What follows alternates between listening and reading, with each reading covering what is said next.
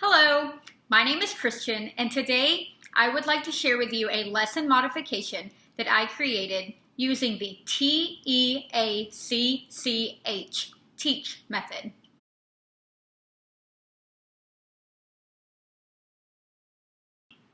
My goal for the lesson modification was to allow the student at hand the opportunity for a structured teaching, a predictable learning environment that was comfortable for him, and a visual schedule that helped the student as he progressed through his activity.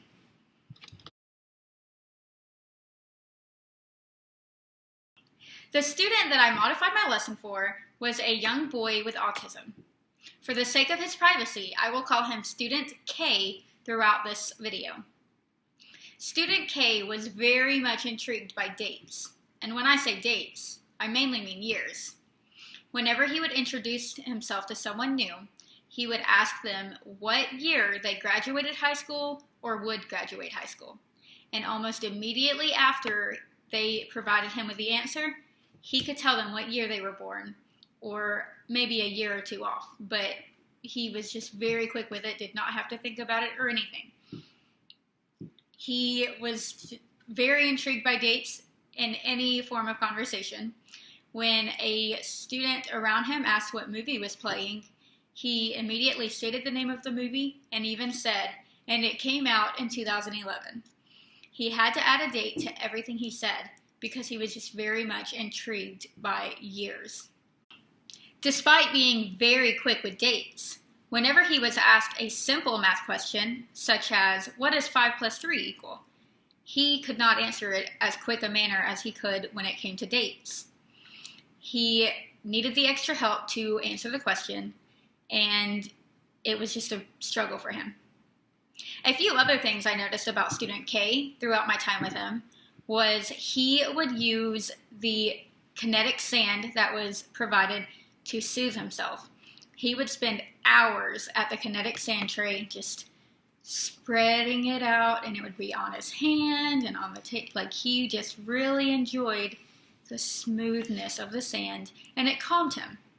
He would get very much overwhelmed by the activities going on around him, especially if the activities included bouncing a ball around that would occasionally tap him on his back. He just did not like big crowds, a lot of noise, or any sort of touch. And I took all of these qualities into mind when I created my lesson modification. I wanted to provide him with a lesson that brought out his interest and helped to keep him calm and focused as well. The standard for the lesson that I modified stated that the student will be able to solve addition and subtraction word problems, adding and subtracting within 10, by using objects and drawings to represent the problem. As a student that struggled with adding simple numbers, I wanted to take this activity and this lesson and make it into something that helped him to understand the concept of addition, while also using things that I knew would soothe him and using things that he found interesting while helping him to achieve the standard at hand. In the classroom, unlike this in my own home, the student would have a desk up against a wall that would have 2 bordered walls on each side of the desk so that he could have a more private and predictable learning environment.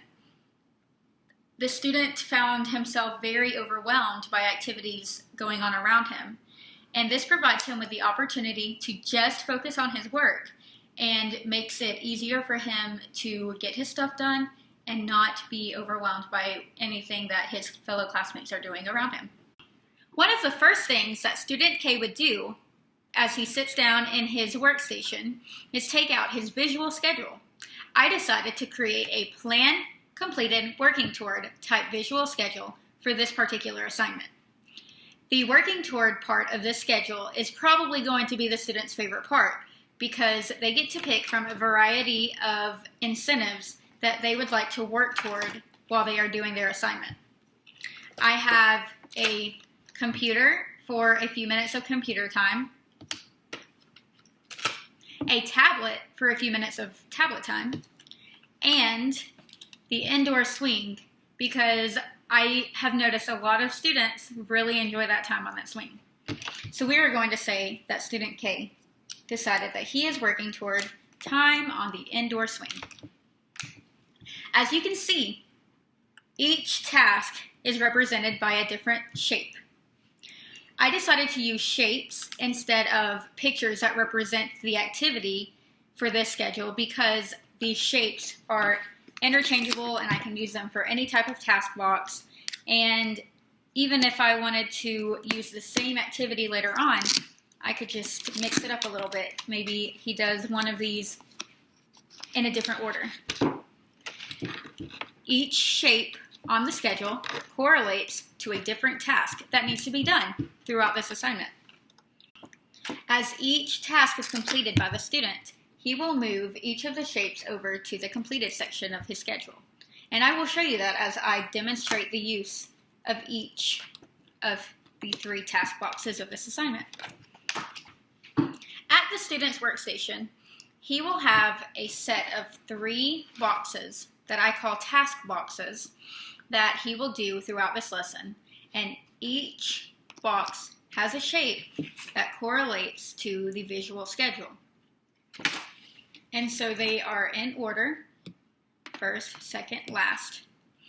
And they will begin on one side of his workstation, and as he completes it, he will move it to the other side of the workstation and change the shape on the visual schedule. For this first task box, the student will have the opportunity to learn addition and subtraction in a pretty simple way that makes it fun and provides an opportunity to increase fine motor skills as well. As you can see, this box is full of rice, so that's really great for sensory. But within the rice are keys and padlocks. And as you can see, there's a number on the padlock, and there's an addition problem attached to the key. And on the back of every addition problem are dots that represent the math problem. So if the student cannot just look at this and figure out the answer, he can go to the back and count the dots. Each key goes to a specific padlock. So if I were to take 5 plus 3, for instance, and try to open 4, it does not work because 5 plus 3 does not equal 4.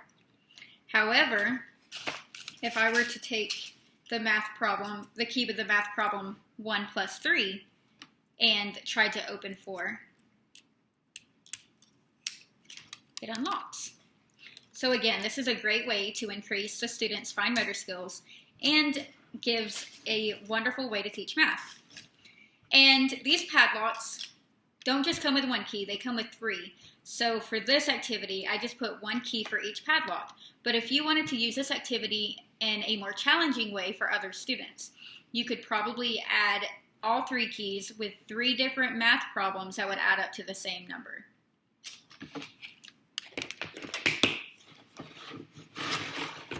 Now that we have completed task box 1, we are going to move it to the other side of the desk,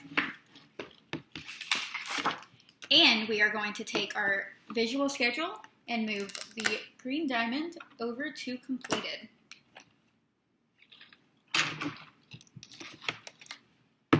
For the second task box, which as you can tell from our visual schedule is the yellow square, I decided to take the opportunity to provide the student with a soothing math learning experience.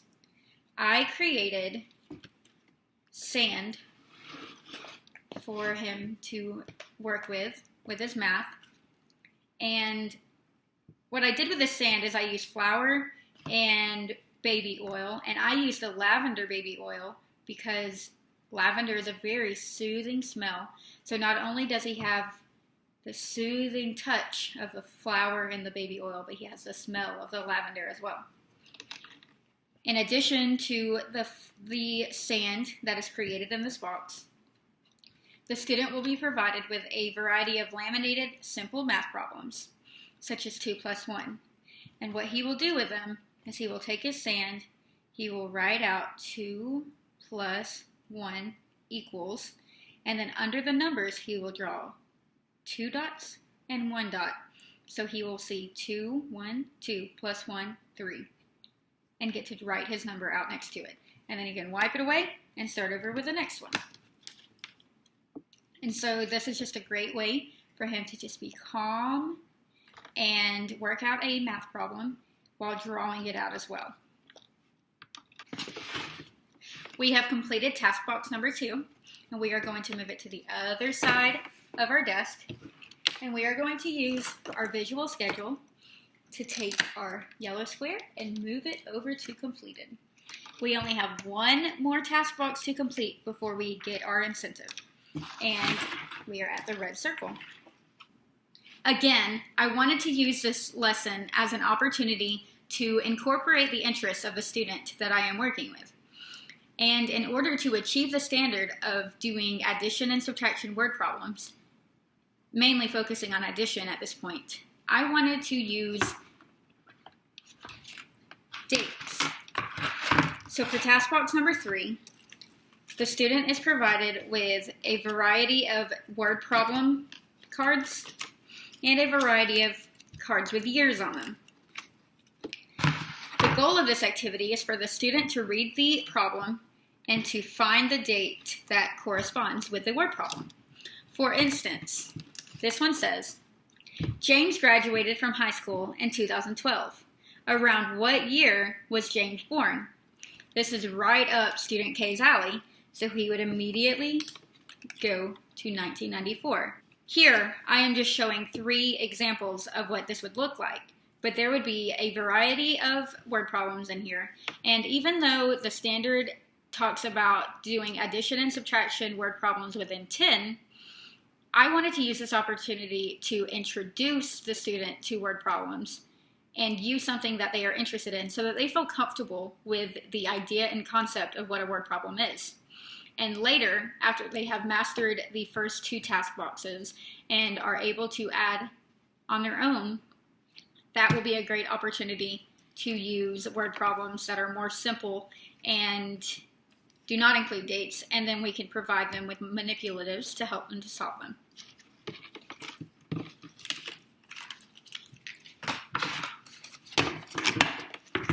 We have just completed task box number 3. Task box number 3 will now go to the other side of the desk, and the student will move this circle from plan to completed. And now the student has the opportunity to receive his reward of time in the indoor swing. I hope that you enjoyed this lesson modification and that you saw an idea of what the TEACCH TEACCH model looks like in the classroom. Thank you very much and have a wonderful day.